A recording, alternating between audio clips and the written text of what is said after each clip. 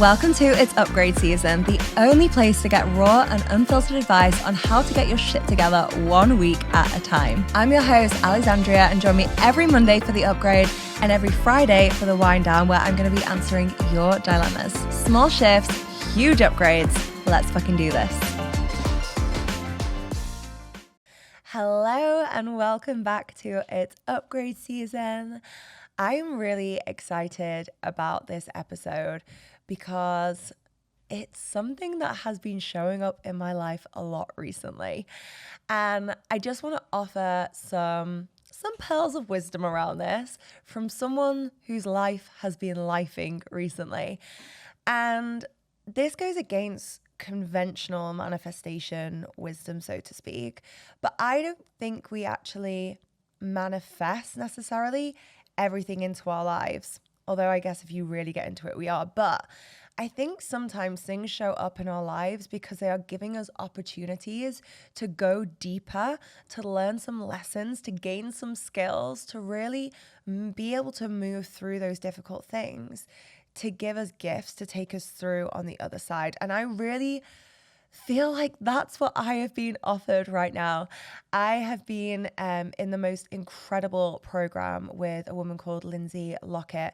It's called Feel Without Fear. And I was really interested in Lindsay's work because I definitely have some trauma from my labor, from pregnancy. I felt in a really good place to start working through that. But what I've been seeing through that work is actually these patterns that have been showing up in my life in general. And I got on my one-on-one call with Lindsay. I've been having these huge breakthroughs through this program. And I was like, okay, Lindsay, I was like, I got a lot for us to work with. And we were kind of joking. We were like, well, there's a lot of practice ground at the moment in life. So that's where I've been at. But as part of this, I have been having to make some really hard decisions. And I feel like hard decisions are part of all our lives. So what I wanted to do was share some ways of working through hard decisions that can help you. And I wanted to kind of focus on 3 different areas. So one is how to make decisions in alignment for you. A decision that you make in alignment for you is going to be very different to the next person. The second thing is how to move beyond analysis paralysis. And the third thing is how to make the best decision for future you. So let's get straight into it today. So the first thing is how to make decisions in alignment for you. And as I just mentioned, the best decision that is in alignment for you is going to be different to the people around you. And that includes people like your partner, your best friend, your parents, whoever it may be that has a big influence in your life.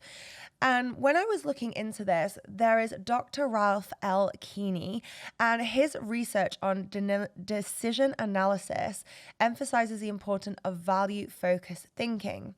And I found this really interesting because this is really something that I have been focusing on in my own life particularly. Now, let me give you a little bit of backstory here.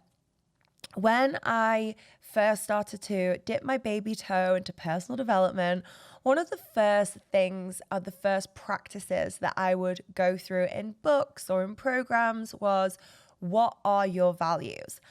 And I'm going to be honest with you here. I thought finding your values was a little bit fluffy, a little bit naff, and kind of like a time filler, you know? Like, okay, I get it. Like, these things are important, but like, can we get to the juicy stuff?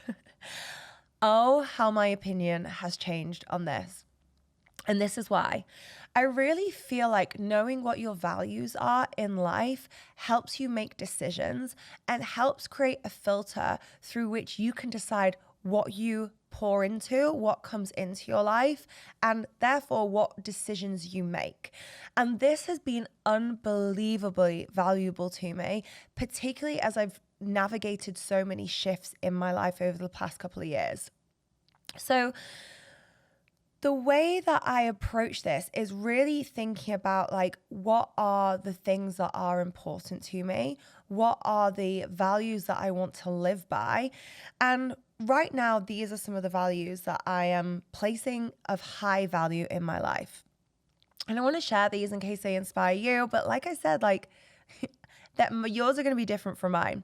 So some of the things that I am valuing really highly right now as my top priorities is my peace first and foremost. I became really aware, probably mainly during like the later half of my pregnancy, and then particularly in my early postpartum period, of how much I was sacrificing my own peace. I was always making everything else more important than myself. I was making sure I didn't let anyone down. I was really in this place of overgiving in so many areas of my life. And there's beauty in that. There's beauty that I want to give to people. There's beauty that I want to be of service. But there's a tipping point. And I realized looking back, I had gone beyond the tipping point, and that was starting to filter into what I would say like my personal life or my private life. So an example of that I mean was I was finding in the evenings, I would be trying to spend time with Leo or with Jake, and I would be finding myself really anxious.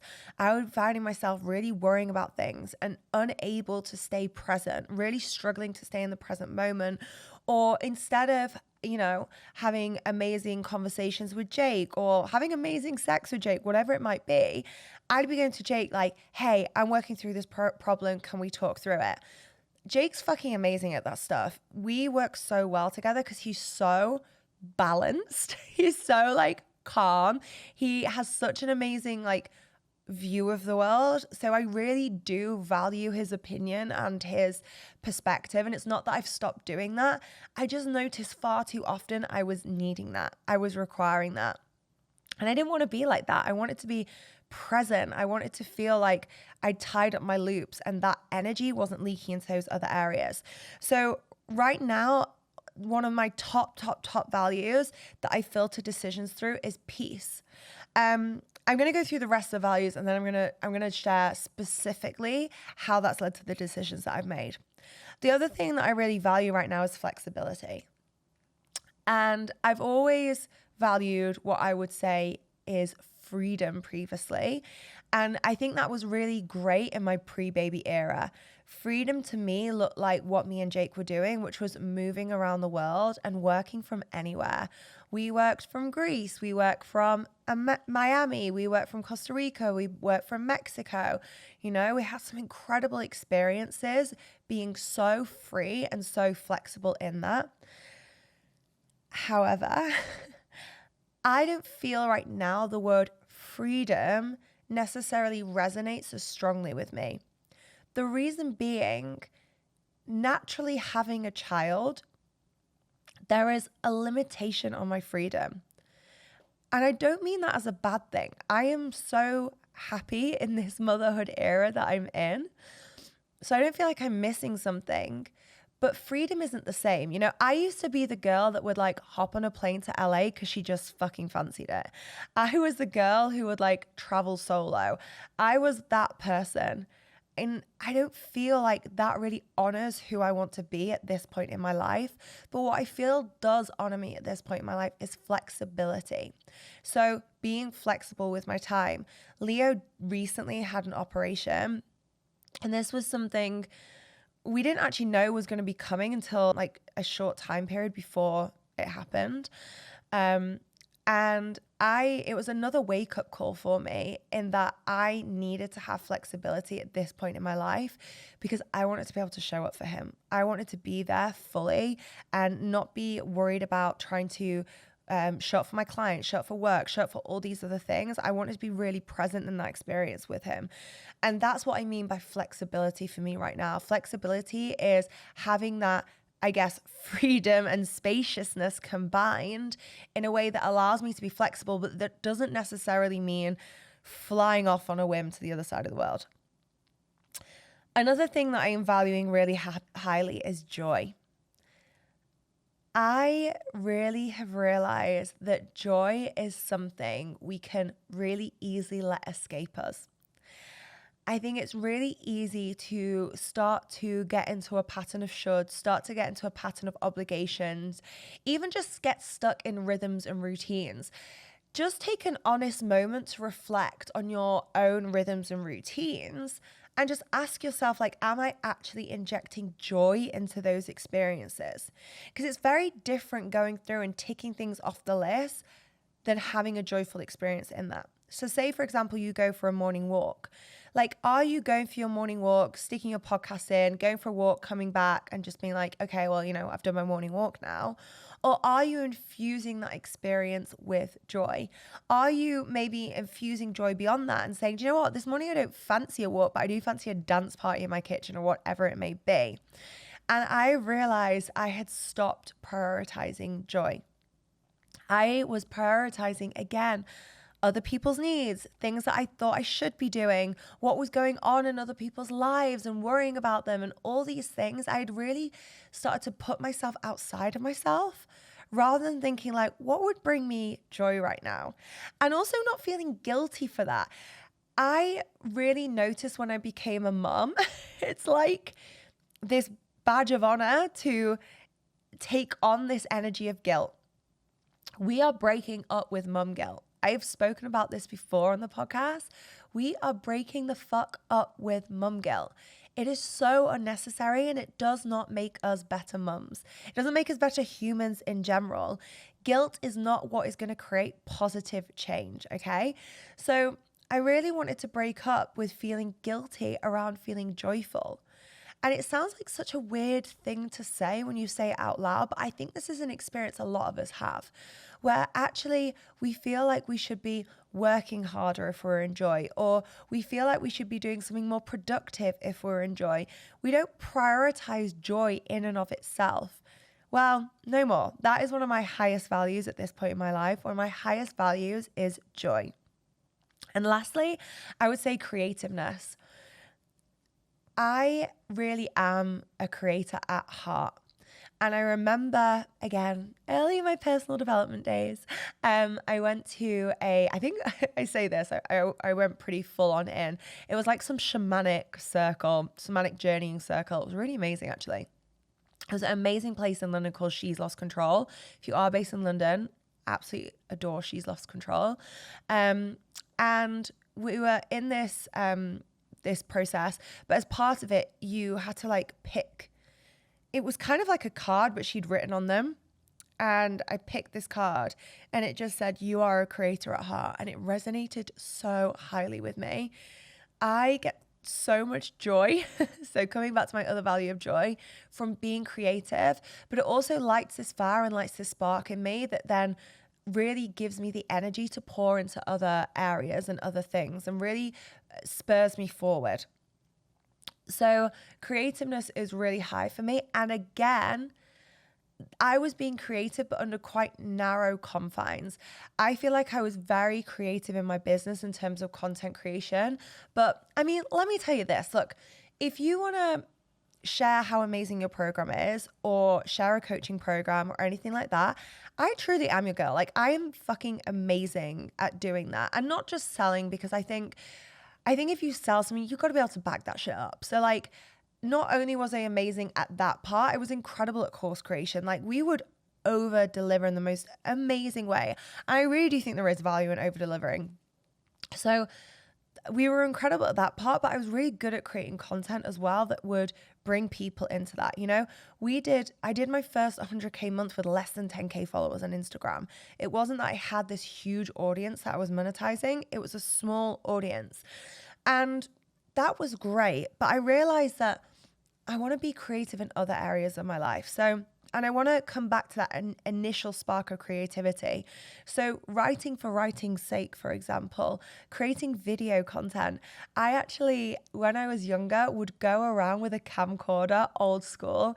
And I remember me and my mum and dad went on holiday one summer and I did like this whole amazing video of it.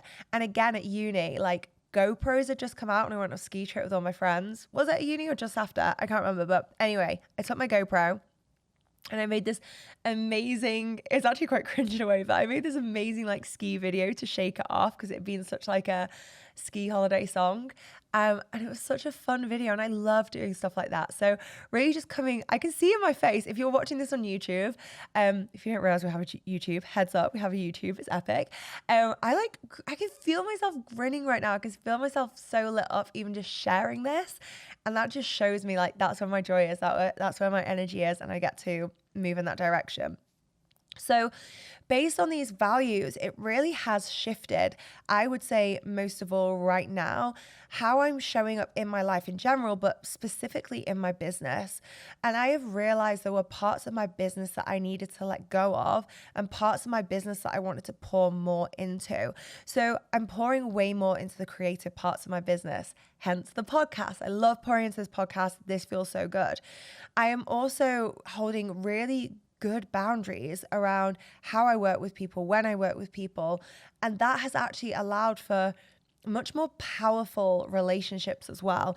My clients always call me like the boundaries queen, and it's amazing because we have such close, intimate relationships, and I know their businesses inside out, and I can see into them in a way that often they haven't experienced before. And they're also like, you're a boundaries queen. So both can coexist. You can have so much intimacy with people, and you can have really firm boundaries. And the other thing that I would say here is following my joy. So really following my joy, like really noticing what lights me up, what feels really good and what drains my energy, and pouring more into the thing that gives me energy. If you think of this as an equation, if you pour more into the things that give you energy, you have more energy output to put into other things rather than draining that battery and then often not having battery for the things that you really want to be doing. So the other values that I would share right now are integrity, truth, and courage. And I didn't put those into the first bucket because I would say these are just like overarching things that I value, and particularly in my personal life. So really having people around me that are in integrity and that value truth and courage. Jake actually has 2 tattoos on his wrist. One is truth and one is courage. And those are really high values for him, but they're actually where we really align as well. Truth is so important to us. We are unbelievably honest with each other, but also in our lives in general, we really aim to just have this energy of truth and courage as well, because courage to me is something that is so powerful. You can be lacking in confidence, but you can have courage. Everyone has courage, and courage is actually how you build your confidence. So really going through life with a courageous heart, I think, is how we step into our fullest potential, our fullest abilities. And let me tell you something, babes. One of my biggest fears is getting to my deathbed and thinking I didn't live up to my potential. So I really value those as kind of general values. And when you look through the lens of those, it's so easy to make a decision. So for example, it's so easy for me to make a decision in my business now because I'm like, does this honor my peace? Does this still work with the energy of flexibility? Will this bring me joy? Will this allow me to tap into my creativeness? If it's a no, then it's a no. But if it's a yes, I'm like, great, amazing. This is actually in alignment with that. And again, in my personal life, like, is this in alignment with truth and integrity? If it is, then it's a yes. And if it isn't, it's a no. Like, it actually really simplifies the decision-making process, even for those really, really hard decisions. I think this is really powerful as well because it helps us with analysis paralysis. And I really have noticed this decision paralysis in my own life by having too many options. This feels like such a weird thing to admit, but I know if this has been my experience, other people will have experienced this in their own lives. I have really struggled recently with having an abundance of opportunities and potentials available to me. It has really led me down a rabbit hole of decision paralysis and stagnancy. I felt really, really stagnant in just seeing this full plethora of options available and thinking, well, which one do I pick? I am very multi-passionate. There are lots of things that I love, and there are lots of things that I would like to try in different ways. And I have been embracing that in many ways. You know, I love design and interiors and houses. So we've been designing our house. I've been helping Jake with the renovations that he's doing and things like this. I really love content creation. So I've got the podcast. I really love personal development. I really love There's all these different areas. So I feel like I am honoring them. And When you are trying to focus on too many things, it is hard to gain momentum. It is hard to gain traction. And I really do come back to that phrase, jack of all trades, master of none. I don't think that's completely fair or completely true, because particularly in the early days of your business, you need to be a jack of all trades. Most entrepreneurs are actually really good jack of all trades, I feel personally. And I do see there is a tipping point in that process. There is a tipping point where being a jack of all trades is not serving you anymore. And actually, you need to step into your mastery more and more and more and let the other things go so that you can truly become a master. So I feel like I'm trying to navigate that tipping point in some areas. In other areas, I'm navigating potentially being a complete beginner and really like, what do I pick? What do I choose? So this really helped me with this decision paralysis. And this actually comes from Dr. Barry Schwartz in his book, The Paradox of Choice. And he argues that having too many options can lead to anxiety and dissatisfaction. Don't we know it, babes? But to overcome decision paralysis, try limiting your options to a manageable number. Focus on the most relevant choices and let go of the rest. And this I have found is so, so helpful. So instead of being like, I could be a doctor, I could be doing this, I could be doing this, like really narrowing it down to like some juicy options and going into those and going into the pros and cons and also the realisticness of those, you know? For example, if you are saying you want to be a content creator, but you don't enjoy creating content right now, how's that going to work for you? Okay. If you are saying that you want to be a yoga teacher, but you don't enjoy traveling around to different studios, okay, well, maybe you're going to be a yoga teacher, but you need to create a different outlet for that. Maybe it's creating your own membership, creating your own platform, whatever it may be. So I found that really helpful. And I literally did this. I basically got down all the options, all the possibilities available to me. And I wrote it down on this big sheet of paper. And then I went through and I picked my top 5. And I was like, right, okay, these are the ones that I'm going to dive to. And instantly the relief I could feel, like it actually feels more safe to have less choices than it does to have an abundance of them, as wild as that sounds. And the other thing that I think is worth mentioning here as well, in terms of like how to make decisions aligned for you, is really making it from an emotionally regulated place. So making sure that we're not making decisions in the heat of the moment, but actually giving ourselves spaciousness to make them. This is something I found particularly hard. I have not always been good at asking for or allowing myself space and time to make decisions. That has served me a lot. And I would particularly say in business, I have been very good at making big decisions fast. And that has allowed me to gain a lot of momentum in my business very quickly. So I don't want to talk about it like it's a completely negative thing, because I think it can be something that can provide a lot of value in your life. However, I do think there are times where you just need to take a beat. You just need to let yourself ride that roller coaster of emotions and allow those emotions to move through you and come to a place where you can get a little bit more perspective and you can zoom out in order to make that big decision. And that can often require asking people for that space. So if you struggle with this, I just want to offer you this permission slip right now. It is okay to ask for time and space. If the other person struggles with that, that is not on you. Because if you go into that before you're ready and you make an emotionally charged decision, that's not serving the other person either. And you can communicate this really clearly. You can say, hey, this isn't anything to do with you, but right now I am riding the waves of my emotions, or I am working through some stuff on this, or I am just going through my process. I would really value some time and space so that I can come to this conversation, I can come to this decision from a place of equilibrium rather than emotion. So I wanted to offer that even way of communicating it to you so that you can feel okay with with asking for that space. I feel like this is different to avoidance, and this is something I've been very like cautious of, is not going into avoidance.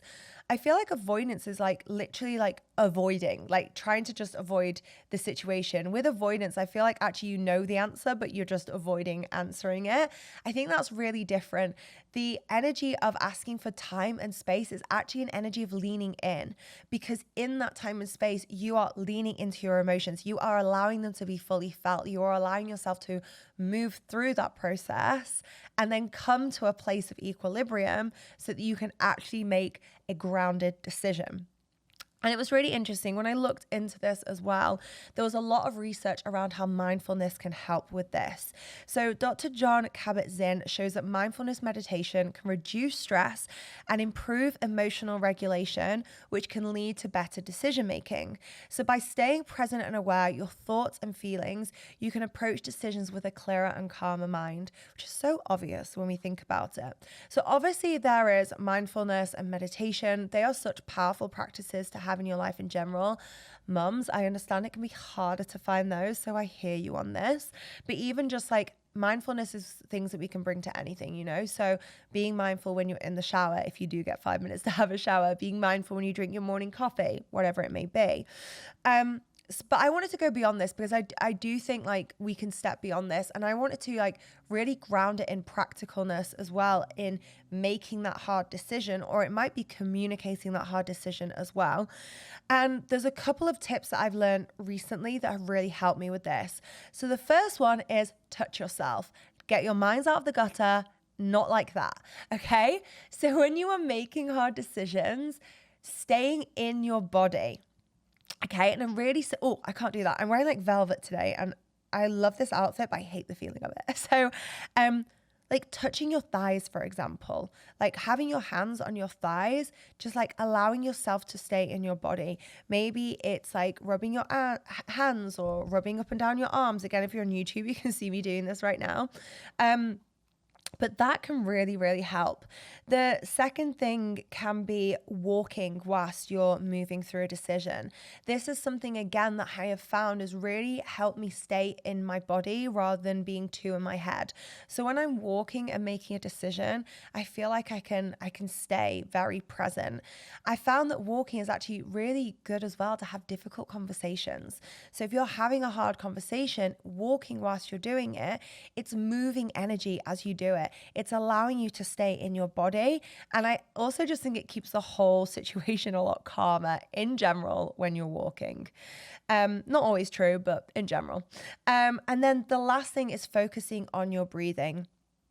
So something, for example, that I struggle to receive is to be on the end of someone's anger. If someone is coming at me with a lot of angry energy, I will find that my body will start to shut down, and I will go into like a freeze or a fawn state. So what I found really helpful is focusing on my breathing. Now, this doesn't mean I am not staying present with the other person, but it does mean that I am just staying within my own body and my own experience as I am receiving that. And I found that I'm much better able to stay present. But I also think when you're making those decisions, again, focusing on your breathing is really, really important. If you are finding yourself getting flustered with that hard decision that you've made, and I can literally feel it in my body as I'm explaining this to you, you know, you're getting flustered, there's a hard decision, you know you need to make it, the timeline's ticking, whatever it may be, like your breath starts to get short. When we go into these states, we're telling our brain that we're going into a survival state. And when we're doing that, we can't use our entire brain. We can't use the parts of our brain that we need in order to make good decisions that serve future us. And I'm tapping a little bit here into making decisions for future you as well. So we really want to make sure, again, we are staying in the body, we're staying as calm as possible, and we are taking those deep breaths whilst making those decisions from a grounded place. So the second thing that I wanted to go a little bit deeper into is going into analysis paralysis. And I touched on this already a little bit, but I want to go into particular this idea of not being able to make a decision due to a fear of making the wrong one. This one's big for me, you guys. as someone who has an inner perfectionist that she works with, this can be really, really big for me.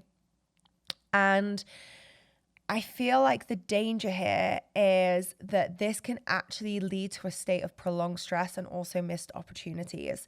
It actually doesn't serve us by being unable to make a choice out of fear of making the wrong one. So I wanted to offer two things here that can be really helpful. The first one is setting a deadline. Now, I remember my therapist first sharing this with me, oh my gosh, like what, 6 years ago or something? I love my therapist. I know like everyone feels like that. Well, I think like a lot of people feel that way about their therapist, but my therapist is cool. I recently started seeing it. I've seen a therapist on and off I first started seeing her during this period when she shared this with me. So maybe like 8 years now. I'd just gone through a really big traumatic experience in my life and I was really struggling to cope with it. And actually, Jake found her for me. She was based in London. I used to go see her in person in Holborn. And I've seen her on and off since then. I've gone through periods where actually it's not felt like the best use of my time to be in therapy. And I know a lot of people are like, you always need therapy. Like, I just haven't felt like that. I've just been like, actually, like, I'm good right now. I feel like I want to put my energy in other areas. And then there's been times where I've just been like, okay, this would feel really supportive for me right now. I stopped therapy postpartum because it just felt like so much was going on. Probably wasn't the best time to stop therapy or reflection, but I definitely just felt like it was one too many things. And one thing I would say was true was I wasn't ready to process some things at that period in my life. And I want to share this for, anyone who has gone through something big or anyone who is in postpartum. Like, the immediate time afterwards isn't always the best time to start to work through that. And I really noticed this when I read Louise Thompson's book, Lucky. I listened to it on Audible. She narrates it, which is great. I love a good Audible voice. It's such a key decider for me. But she went through huge, huge trauma in her labor and postpartum. And she talks in her book about trying to go to, I think she talks about EMDR in particular therapy, close to the fact. And it just wasn't, she just wasn't ready for it. So anyway, that was a huge tangent about therapy. But about 6 years ago, my therapist shared this with me when I was trying to decide whether to leave my first business. My first business was my health food business. We had gone from me having this harebrained idea in my kitchen to being stocked in Holland & Barrett, Ocado, Selfridges, Whole Foods, like all these amazing places. And we were going for investment into our business. And I was feeling like this wasn't the right business for me. Just the day-to-day running of a food business, I was not enjoying. It had gone from being this really creative outlet to something that was completely different. And also, I didn't want to be answering to investors. I didn't want it to become this like really what felt corporate to me company. And it was just feeling like a squeeze rather than expansiveness. But it was a really hard decision to make. At this point, I brought on someone who's like a brother to me, really, into the business. He'd been helping me on it. And I just felt a lot of pressure to not let him down either. But I was really struggling with this decision. So one of the things that she offered me was to put a deadline on making my decision. And this was such helpful advice that I have given myself ever since. And I did it recently. I had a really hard decision to make. And I set a day basically where I was like, this is the day where it goes one way, it goes the other way, but I have to make a decision around this. So setting a decision can help you when you are in that place of decision paralysis. And when I looked into this a little bit further, I actually found some research by Dr. Dan Ariely, who's a behavioral economist. And he was saying that deadlines can increase focus and productivity, help you commit to a choice and move forward. And I thought that was such a succinct way of putting it, because when you have given yourself a deadline, you can't procrastinate, babes. Like, you need to make that decision. You're going to get your fucking head down and start thinking like, what am I actually going to do about this? Dedicate some time, dedicate some energy, dedicate some focus to it. And secondly, it helps you commit to a choice and move forward. I think part of the problem that comes around making hard decisions is that, like, what I'd call like wavy energy. You're like 1 foot in, 1 foot out. I think it's really hard in general in life to achieve things with 1 foot in, 1 foot out. I think if you want to go after something, put both fucking feet in, go for it. And that's how things are going to work. That's how your relationships are going to work. That's how business is going to work. That's how your creative outlet is going to work. Like literally whatever you are doing, you got to put both feet in. And by putting both feet in, I think that's the quickest way you're also going to know whether you need to take both feet out or not. So, really this idea of it helping you commit to a choice. I think when you've made that decision, when you've made that hard decision, committing to it is really, really important. Commitment is different to saying you can never change your mind. You are a sovereign being. You always have the possibility to change your mind. I had changed my mind on multiple things in my life. That's why I'm also always so careful to say never moving back to the UK, because like right now, can I ever imagine living in the UK again? No, but never say never, because I can't make a decision for me in 5, 10, 15 years time. And I'll touch on this more in deciding for future you, but I generally struggle with that. I try and make decisions for what in the moment, for what I feel would be best for future me without trying to future predict her, because I don't know where she's going to be at. So yeah, I think committing to a choice, giving yourself a deadline, is one of the most helpful ways to move forward powerfully in life in general.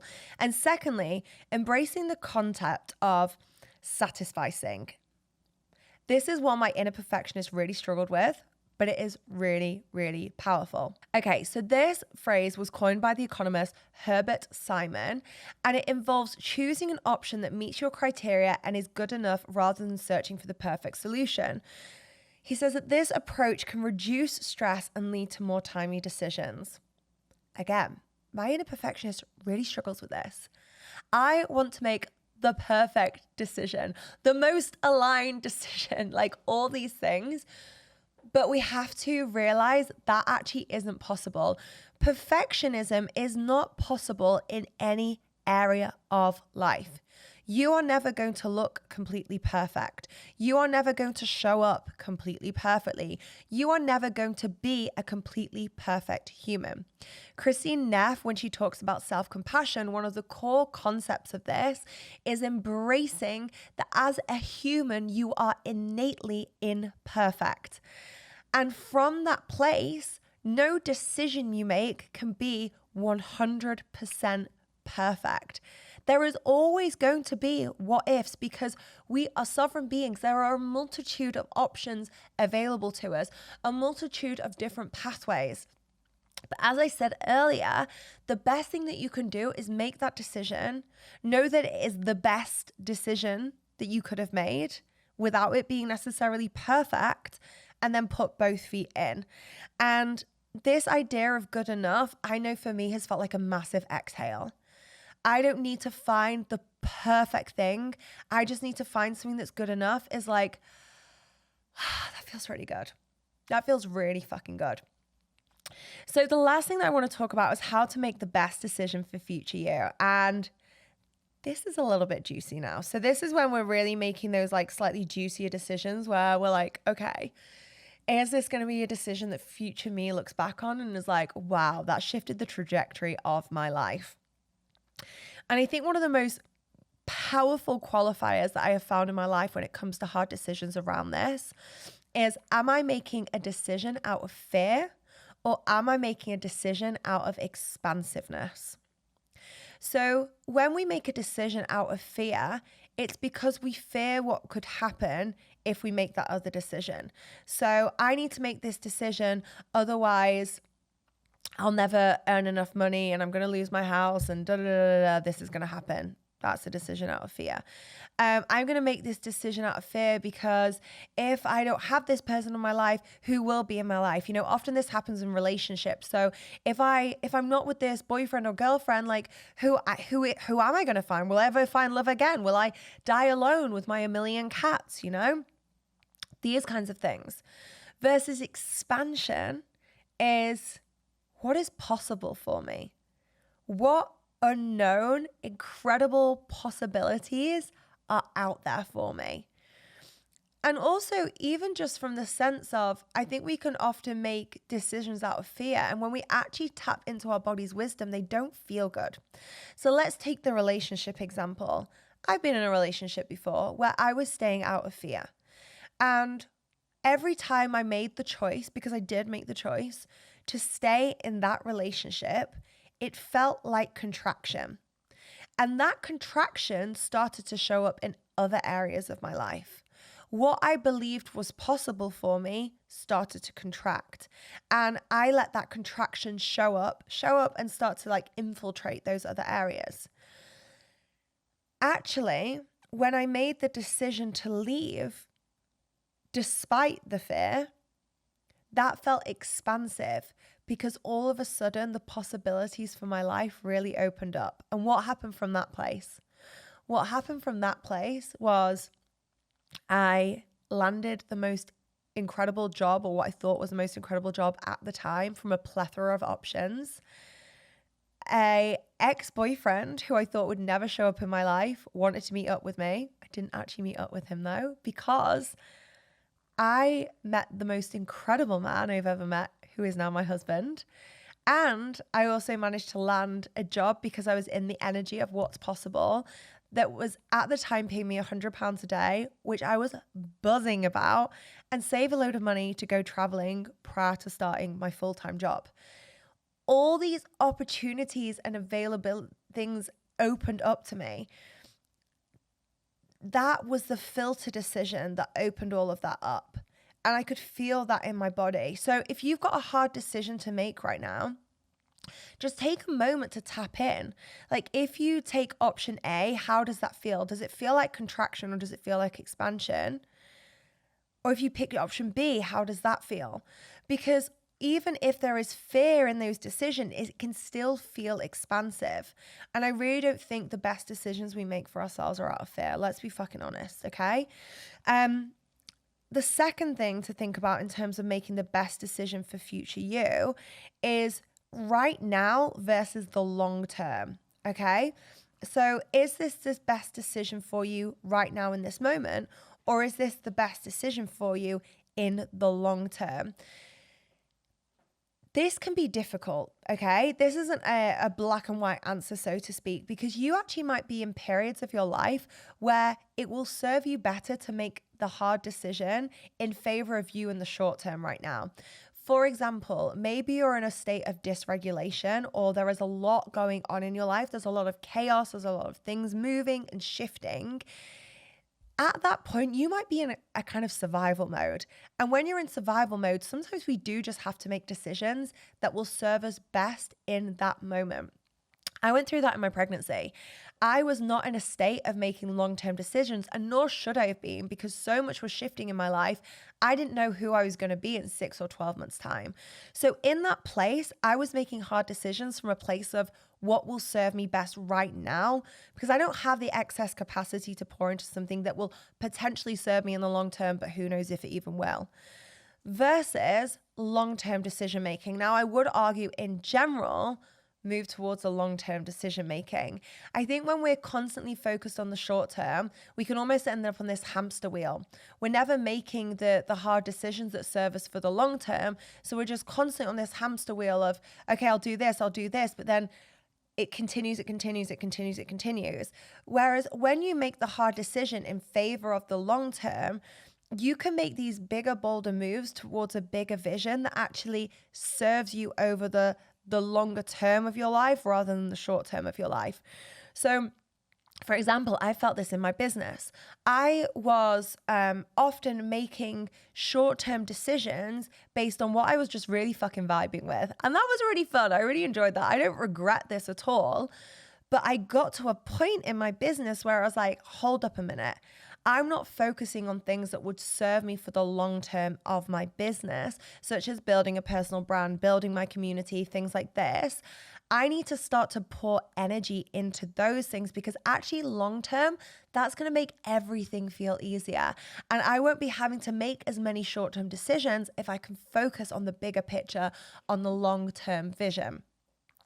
So that would be my rundown of making hard decisions. I hope that I've given you some really practical advice there. I think it's been described before as like your big sister, but brutal, and I will take that. I would definitely send this episode as well to anyone who is going through trying to make a hard decision. I know it's really hard when a friend is going through that, for example, and they're constantly like, should I do this? Should I do that? And you're like, I don't know. This is your decision to make. So I would send this episode over to any friend who is trying to make a hard decision right now. I think this is a really good one to save as well and come back to when you are going through that period in your life and you're like, I need some of that advice of how to make that decision right now. Thank you for joining us. I am so thrilled to be here with you. As I said during this episode, creativity and joy are my high values right now, and this brings me so much joy and really helps me tap into my creativity. So thank you for joining me, and I'll see you on the next episode.